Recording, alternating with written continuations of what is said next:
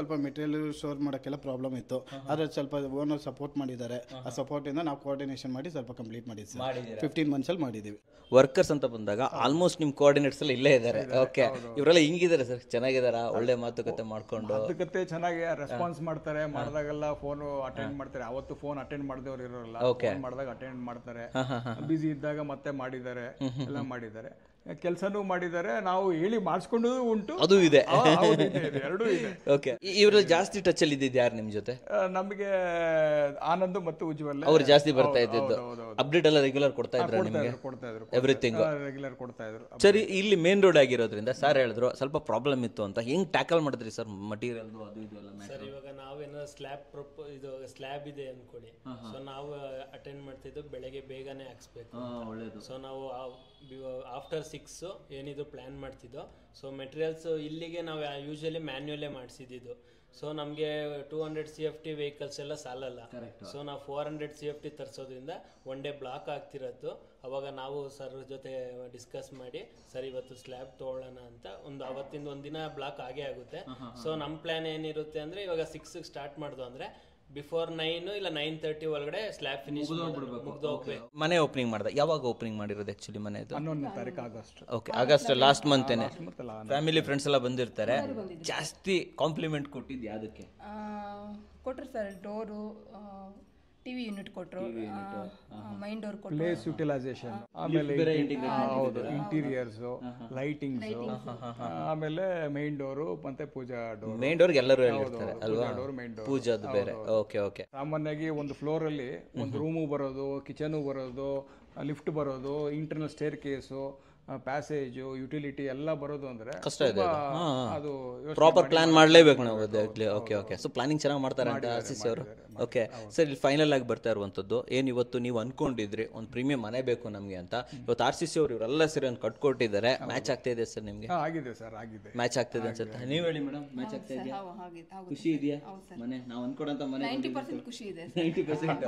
ನಿಮಗೆ ಎಷ್ಟು ಪರ್ಸೆಂಟೇಜ್ ಖುಷಿ ಇದೆ ಸರ್? ನನಗೆ ಒಂದು 95% ಖುಷಿ. ಓಕೆ, ಆಗ ನಮ್ಮ ವೀಕ್ಷಕರಿಗೆ ಹೇಳಿ ಸರ್, RCC ಅವರಿಗೆ ವರ್ಕ್ ಕೊಡಬಹುದು? ಏನು ತೊಂದರೆ ಇಲ್ಲ. ಹೇಳಿದ್ದು ನಾವು ಯಾವ್ದು ಅವರು ಇದಿಲ್ಲ ಸರ್ ಅಂತ ಸ್ಟ್ರೈಟ್ ಫಾರ್ವರ್ಡ್ ಆಗಿ ಹೇಳಲ್ಲ. ಸರ್ ಇದು ನಾನು ಕೊಡಲ್ಲ, ಇದನ್ನ ಇದಿಲ್ಲ, ನಮ್ಗಿಲ್ಲ, ಆತರ ಇಲ್ಲ. ಏನೇ ಆದ್ರೂ ಆಯ್ತು ಸರ್ ನಾವು ಮಾಡ್ಕೊಡ್ತೀವಿ, ಅದೇನಾಗುತ್ತೋ ಮಾಡಿ ಬೆಸ್ಟ್ ಮಾಡ್ಕೊಡ್ತೀವಿ. ಫ್ಲೆಕ್ಸಿಬಲ್ ಇದ್ದಾರೆ ಅಂತ ಹೇಳ್ತೀರಾ? ಫ್ಲೆಕ್ಸಿಬಲ್ ಪ್ಲಸ್ ರೂಡ್ನೆಸ್ ಇಲ್ಲ. ಒಬ್ಬೊಬ್ರು ಏನ್ ಮಾಡ್ತಾರೆ, ಸ್ಟ್ರಿಕ್ಟ್ ಆಗಿ ಏನಿದೆ ಪ್ಯಾಕೇಜ್ ಇಷ್ಟೇನೆ, ಇಷ್ಟೇ ಸರ್ ಬರೋದು, ಅದೇನಿದೆ ಅದೇ ಇಲ್ಲ. ಆಯ್ತು ಸರ್ ನೋಡೋಣ, ಏನೋ ಅದೇನೋ ಹೆಚ್ಚು ಕಮ್ಮಿ ಮಾಡೋಣ ಏನೋ ಆಯ್ತು ಮಾಡೋಣ ಅಂತ ಹೇಳ್ತಾರೆ. ಅದು ನಿಮ್ಗೆ ಬಹಳ ಇಷ್ಟ ಆಯ್ತು ಅಂತ ಹೇಳ್ತಾರೆ. ಮೇನ್ ನಾವು ಹೋಗಿದ್ದೆ ಅದಕ್ಕೋಸ್ಕರ ಮಾತಾಡೋದವಲ್ಲ. ಅವ್ರು ಮಾತಾಡ್ದೇನೆ ಬೇರೆ ಯಾರೇ ಮಾತಾಡಿದ್ರೆ ನಾವು ಕೊಡ್ತಾ ಇದ್ವೋ ಗೊತ್ತಿಲ್ಲ. ಪರವಾಗಿಲ್ಲ, ನಮ್ಮ ಮನೆ ಒಂದು ಒಳ್ಳೆ ಜನರ ಹತ್ರನೇ ಕೊಡ್ತಾ ಇದೀವಿ ಅನ್ನೋ ಫೀಲಿಂಗ್ ಬಂತು.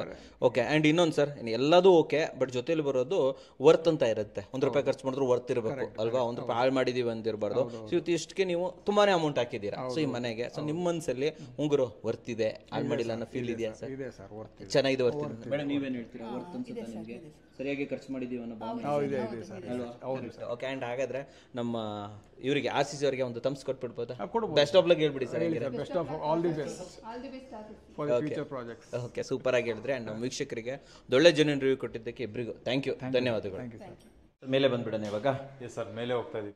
ಕಂಪ್ಲೀಟ್ಲಿ ಸ್ಟೇರ್ ಕೇಸ್ಗೆಲ್ಲನೂ ಕೂಡ ಲಪೋತ್ರ, ರಾಜಸ್ಥಾನಿ ಲಪೋತ್ರನ ಯೂಸ್ ಮಾಡ್ಕೊಂಡಿದೀವಿ. ಅಂಡ್ ಇದೆಲ್ಲಾನು ಕೂಡ 40 mm ಮಾಡ್ಕೊಂಡಿದೀವಿ ಸರ್. ಬಟ್ ಯಾವುದೇ ತರದ ಡಿಫ್ರೆಂಟ್ ಕಲರ್ಸ್ ಯೂಸ್ ಮಾಡಿಲ್ಲ. ಅಂದ್ರೆ ರೇಸರ್ ಒಂದು ಕಲರ್, ಇದೊಂದು ಕಲರ್ ಅಂತ ಮಾಡಿಲ್ಲ.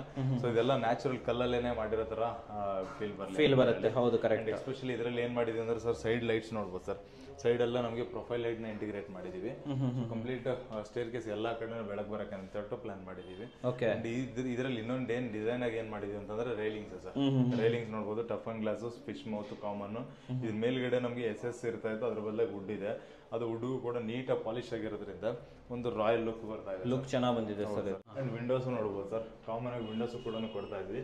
ಇಲ್ಲಿ ಏನಂತಂದ್ರೆ ಟೀಕ್ ವುಡ್ ವಿಂಡೋಸ್ ಕೊಟ್ಟಿದೀವಿ. 3 feet ಅಗಲ ಇದೆ. ಆಮೇಲೆ 6 inch riser, 10 inch thread, common ಆಗಿ ಅದನ್ನೆಲ್ಲ ಹಂಗೆ ಮೇಂಟೈನ್ ಮಾಡಿದೀವಿ ಸರ್. ಸೊ ಈ ಸೆಕ್ಷನ್ ಅಂತ ಬಂದಾಗ ಇಲ್ಲಿ ಸರ್, ಈ ಸೆಕ್ಷನ್ ಅಂತ ಬಂದಾಗ ನಮ್ಗೆ ಇಲ್ಲಿ 2 ಬೆಡ್ರೂಮ್ ಇದೆ, ಒಂದು ಲಿವಿಂಗ್ ಇದೆ, ಒಂದು ಬಾಲ್ಕನಿ ಇದೆ, ಮತ್ತೆ ಒಂದು ಔಟ್ಡೋರ್ ಏರಿಯಾ ಅಂತ ಒಂದು ಇದೆ. ಇಷ್ಟು ಏರಿಯಾ ಇದರಲ್ಲಿ ಕವರ್ ಅಪ್ ಆಗುತ್ತೆ. ಅಂಡ್ ಬ್ಯೂಟಿಫುಲ್ ಆಗಿ ಡಿಸೈನ್ ಆಗಿದೆ, ಅಂಡ್ ಡಿಫ್ರೆಂಟ್ ಆಗಿ ಡಿಸೈನ್ ಆಗಿದೆ ಸರ್. ಫಸ್ಟ್ ಕಟ್ಔಟ್ ಬಗ್ಗೆ ಹೇಳ್ಬೋದು ಸರ್. ಕಟ್ಔಟ್ ನೋಡ್ಬೋದು ಸರ್, ಕಟ್ಔಟ್ ಕೆಳಗಡೆನೂ ತೋರಿಸಿದ್ವಿ. ಸೊ ಕೆಳಗಡೆಗಿನ ಇಲ್ಲಿ ನೋಡೋದಕ್ಕೆ ನಮ್ಗೆ ಇನ್ನೂ ಒಂದು ನೆಕ್ಸ್ಟ್ ಲೆವೆಲಲ್ಲಿ ಒಂದು ಔಟ್ಲುಕ್ ಕಾಣುತ್ತೆ ಅಂತ ಹೇಳ್ಬೋದು. ಸರ್ ನಾವು ಡಿಸೈನ್ ಮಾಡಿದಾಗ ಏನಂತಂದ್ರೆ ಸರ್ ಇದು ನಮಗೆ plain glass must and should ಬೇಕಾಗುತ್ತೆ. ರೈಲಿಂಗ್ಸ್ ಬದಲಾಗಿ ಈ ತರ ಪ್ಲೇನ್ ಗ್ಲಾಸ್ ಮೇಲ್ಗಡೆ ವುಡ್ ಹಾಕೊಂಡ್ವಿ ಅಂತ ಹೇಳಿದ್ರೆ ವಿಸಿಬಿಲಿಟಿ ಇರುತ್ತೆ ಸರ್, ಎಲ್ಲೂ ಬ್ಲಾಕ್ ಆಗಲ್ಲ. ಆಮೇಲೆ ಇದಕ್ಕೆ ನೀರು ಕೆಳಗೆ ಬೀಳದಿರಂಗೆ ಅಂತ ಹೇಳಿ ಒಂದು ಗ್ರಾನೈಟ್ ಪಟ್ಟಿನೂ ಕೂಡ ಮಾಡಿದೀವಿ. ಆಮೇಲೆ ಫ್ಲೋರ್ ಎಲ್ಲಾನು ಕೂಡ ಕೆಳಗಡೆ ಲಿವಿಂಗ್ ಅಲ್ಲಿ ಏನು ಯೂಸ್ ಮಾಡಿದೀವಲ್ಲ ಅದೇನೆ ಇಲ್ಲೂ ಕೂಡ ಯೂಸ್ ಮಾಡ್ಕೊಂಡಿದೀವಿ sir. Okay okay okay. And lift ನೋಡ್ಬೋದು ಸರ್, ಎಕ್ಸಾಕ್ಟ್ಲಿ ಇವಾಗ ಅಲ್ಲಿ ಕೆಳಗಡೆ ಲಿವಿಂಗ್ ಅಲ್ಲಿ ಒಂದು ಮೂಲಿನಲ್ಲಿ ಬಂದಿದ್ದಂಗಿತ್ತು.